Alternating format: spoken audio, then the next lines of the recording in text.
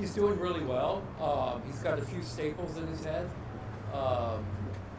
But it's a shame that anyone that's held in our jails have to go through that. But he's doing fine. What do you know about the circumstances surrounding that? Not a whole lot. He just got into it, I think, with somebody else that was in the jail. I don't know what the issue was about. I don't know who started it. I don't know the condition of the other individual or individuals. So, yeah, not very useful right now. When you ask a question, can you look about right here? Over here? Yeah, we got Yeah, a just profile. towards us. Sure. When you got the call last night, what was your thoughts? I mean, were you concerned? I mean, consider you guys are waiting for a verdict after a year-long trial. It's very frustrating him being locked up for this long and nearing the end, and then we have an incident like this. And of course, I recalled Shannon's incident from a year ago, and the big issue is that I can't get a lot of information when that's going on. So there's a lot of uncertainty there. I don't know his health. I don't know where he's being taken to. I can't get answers from the sheriff's department. So, the unknown is always concerning. And so that's kind of the situation that we're in. And I'm thinking here we are at the end of the race, and now this comes up. You said, sorry, can you be a little more descriptive? You guys like staples on his forehead? No, he has staples like around here in his head, or where his staples are at. He's cut pretty. I mean, I'm not a medical doctor, and that kind of thing makes me a little queasy, so I didn't spend a lot of time on it. But when I glanced over, he seemed to have 4 or 5 staples in his scalp right around here. He's here today. He's in court. He's recovering. Talk a little bit about, the fact that at least he is able to be here today. Yeah, I mean, I'm thrilled that it didn't disrupt. First of all, of course, I'm very happy that he's not injured beyond that. But also, I'm thrilled that he's here. We can keep going forward. It doesn't pause things. The jury is clearly on a roll. They're deliberating. They're asking questions, insightful questions. So they're considering the evidence, which is exactly what I want. And he is more calm than I am. So he's taking this very well. He's not nearly as anxious as I am right now.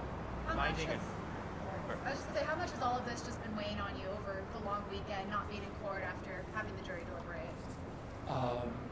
I have tried to distract myself as much as I can, and that's a challenge because I can't take it completely out of my mind.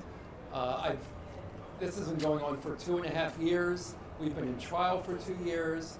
I've invested a huge amount of time into this, and so waiting on the verdict is very, very, I don't even know how to describe this feeling. It's very stressful. Finding attorney-client privilege, what did he tell you today about how he's feeling after that incident?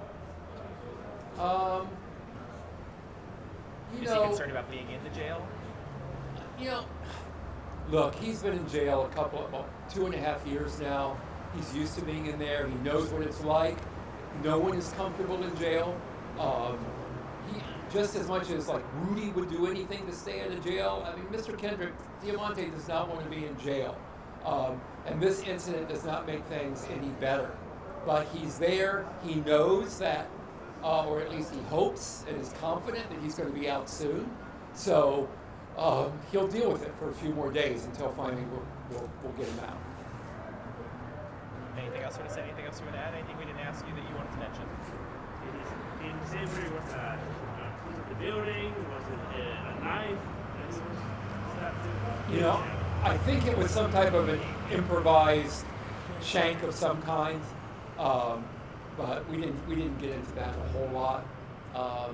Really, I guess what's most interesting about it is his focus is not on that incident at all. His focus is on this jury verdict, listening to the questions, seeing what they are. Like this morning's questions really had nothing to do with Mr. Kendrick. But we still were kind of looking at it just to see where the jury's head was at. He and I are both, when those questions come up and when the jury is watching the video, he and I are watching the jury more than we're watching the video because we want to see their response, how they're reacting to what they're seeing. So again, our focus is on this jury and on this verdict, and that's what's going to remain. This is a distraction, and he's not really thinking about it that much right now. The other questions have nothing to do with your client. However, they're focusing on lyrics. I know that was a big part of closing this. How do you feel about that? Well, and I'm not blaming this on the jury. The state made lyrics part of the issue in this case, and I guess a big part of me was disappointed that they wanted to hear those lyrics, because my position has always been that those lyrics have nothing to do with this case. They should never been brought in. We need to get Congress to pass the RAP Act so that there's a higher standard for bringing in that evidence. Georgia really needs to introduce its own version of the RAP Act if Congress is not going to act. And so I guess the jury wanting to hear the lyrics, I don't even think it should have been put in front of them, but it having been put in front of them, I can understand them wanting to listen to it. Thank you for that question.